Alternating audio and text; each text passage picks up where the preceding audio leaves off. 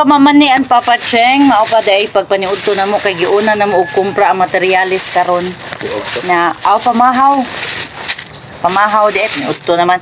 Giuna mong materialis og palit karon kay busy tarong adlaw kay nagsugod na sa si Archie sa pagkuha sa stainless. Naday may order dito sa amo ara dire dapit sa Cristo Rey, pero wala pa namo nasugdi kay amo apang usbon og kanang og suko dito.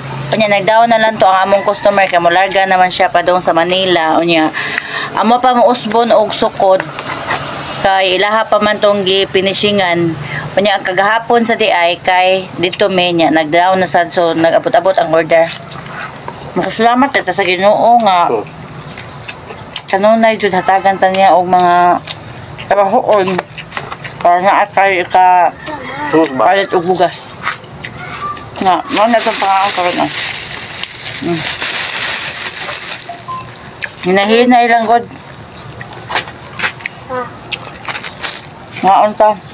Hinahinay lang ba, mga order ba? Basta ginagmay lang, na alam, bahag ginagmay. Mga ang tayo income ba ka? Resulta ko tayo kita. Nanarabay may basher na ba nga konsilingan. Pwede siya maikog. Pwede siya maikog nga ninang sa kong anak nga kanang ngano kuno nga diin kuno may kwarta nga ikipalit sa van. Medyo masayaon ng tao, no? Dito mahimutang sa ilang di naman ni kamo silang kagalingon ba.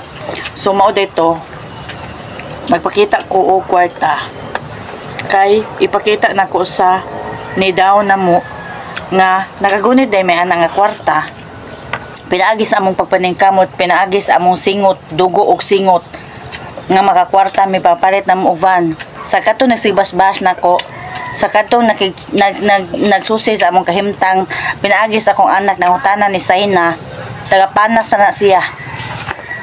Ako ipakita ninyo nga nakagunit may ana nga kwarta og nagtigo mi tungod kay gitagaan mas Ginoo og mga customer para makakwarta mi kay naningkamot mi. Kamo ay mo sige og bantay-bantay na mo paningkamot mo nga makahibaw-sad mo nga makakwarta mo para kalipay ninyo nga makakita mo sa inyong hinaguan. Maora to.